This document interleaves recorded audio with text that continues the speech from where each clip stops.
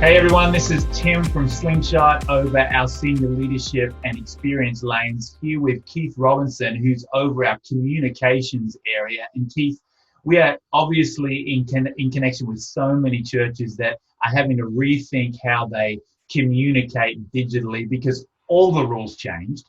And we're getting a lot of questions about how to do evangelism now, as simple as inviting people to church. So what's top of mind for you and what's happening in the conversations that you're having? Yeah, COVID-19 has absolutely disrupted the way we do church. But the digital revolution has given us an opportunity like never before to leverage and to use digital to reach people in an exponential way. Right. And what I'm seeing now across the country, I just spoke with a group of pastors this morning. These are pastors of churches that are smaller, 250 or less. And right now they're sharing stories of how on Sundays, their live stream is reaching some 10x more than what they were reaching in the room. And so online church has created a whole new world, an opportunity of possibilities for us. But there's a few things that I would encourage churches to do as they're moving to church online. And all of us are embracing the technology right now, but some things to keep in mind.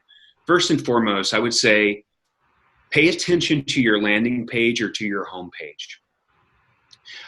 On a page that I'm visiting right now, one of the things I'm looking for is how easy is it to attend your live stream?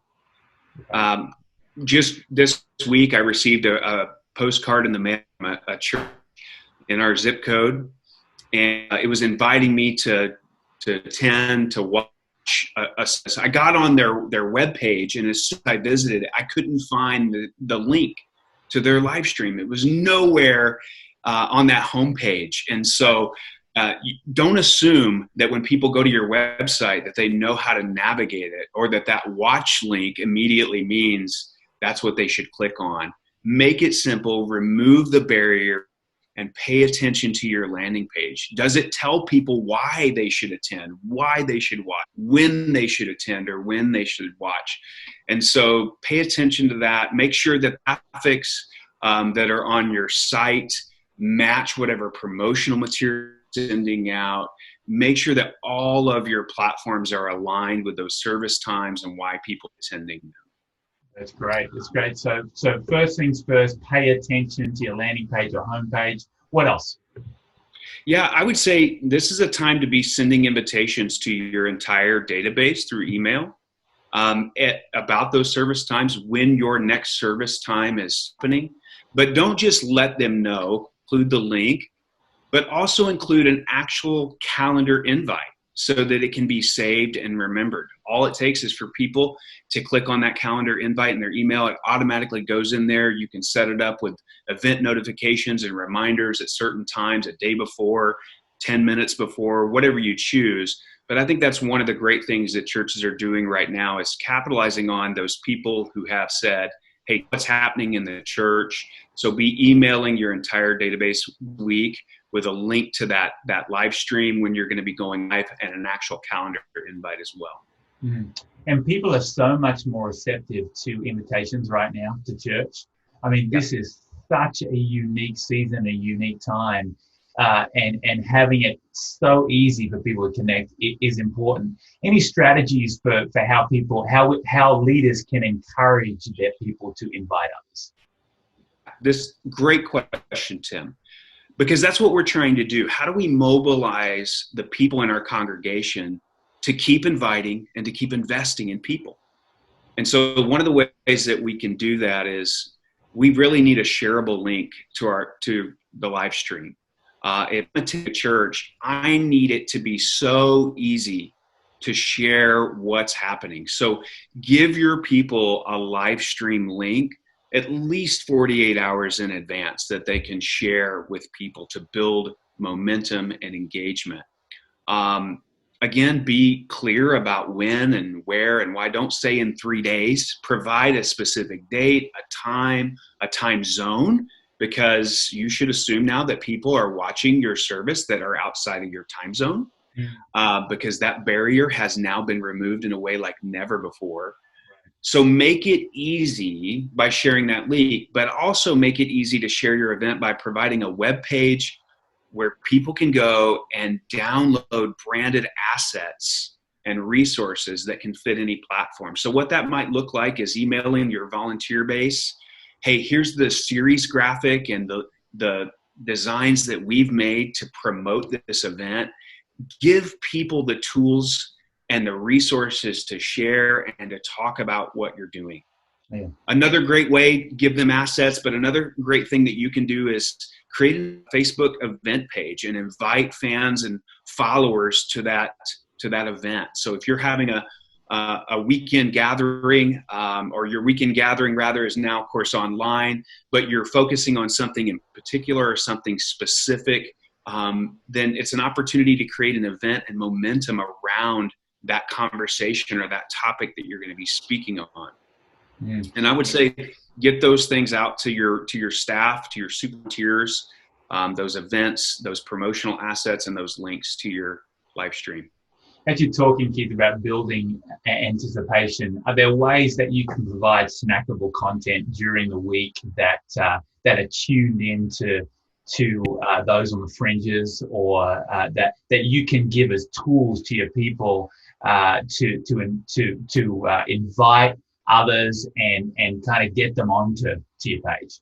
Absolutely, yeah. I think a 45 to 60 second video that teases out that sermon series or that message that you're going to be speaking on by asking a question, using short form content and leveraging that right now as people are scrolling through their feeds, just a quick, hey, this is what you can expect. But make sure in all of that short form content, whether it's the series graphic or it's a little bit of copy of what people can expect, or it's that video, then make sure that has a link in it that's connecting people to what's coming to build anticipation. But one of the other things that I think is so powerful that I'm seeing churches do right now, one of the other exciting ways that people are inviting people to online church is through mobilizing their small group leaders. Your small group leaders can do something really amazing right now in that you can host a Facebook watch party. This gives you an opportunity to create a private group, invite people into that group, and the live stream can be shared right within that private group. This will create and facilitate a more intimate experience for all of your people while broadcasting your live stream. So you can do that through a Facebook watch party. You can also do that through a Zoom room. So some small group leaders right now, a Zoom room link 15 minutes prior to service, inviting their small group and their friends in to hang out for a few minutes prior to service. And then also it allows time for after this as well for connections. So I just think thinking through ways, more intimate environments, Facebook watch parties and Zoom rooms can actually facilitate that for our small group leaders. I've heard the Zoom rooms referred to as virtual lobbies, and I think that's a great way to look at it too. It's also been fantastic to see the church out there being the church. There's been food drives done in creative ways because of the need for social distancing. There's been, people in their cars outside hospitals at shift changeover time, appreciating staff. I think it's so important that that's celebrated, because that shows everybody that the church is being the church during this time. There are some things, though, Keith, that don't change. We've moved online and we're communicating to an online audience, but there are some principles that haven't changed. Talk a little bit about that. Well, one of the things is that still need connection. And don't assume that just because people are not in physical proximity to us that they cannot experience meaningful connection in the digital space. People are spending hours right now on digital platforms, social media. And this is an opportunity for us to treat that audience just like we would treat the audience in our pews that are there every weekend. How can people reach out to us if they need prayer? Extend lifelines to people through social media, through digital platforms. letting people know about, you mentioned a minute ago that churches are responding to their communities by offering food services and places for those that are serving communities in need. And so make those assistance services that you're offering available to your people easily. Be present. Pastors, hear me. Ministry leaders, hear me. Be present on those live streams. Be in the chat rooms. Be available to shepherd people. Chairs in the lobby have now become chat rooms and digital platforms. Let's engage with people and bring a shepherding presence into that. So I would encourage all the pastors and all the ministry leaders on staff at a church on weekends during those live stream weekend worship hours. That's a time for everyone to be present, to be live chatting in those rooms, to be available, to inviting people. Hey, if you've got a prayer request or a special need, DM me, meet me in the DMs, shoot me a message. I know how I can be praying with you. And one of the things that has not changed, to kind of sum all that up, is that we should be asking people to take their next step in their journey of faith. The worst thing that we could do is fade to black at the end of a live stream. Right. When you out the service pastor or you lead out the service worship pastor, that's a moment that you can invite people to take that next step. Don't fade to black, but use that as an opportunity to throw up a title slide or a screen.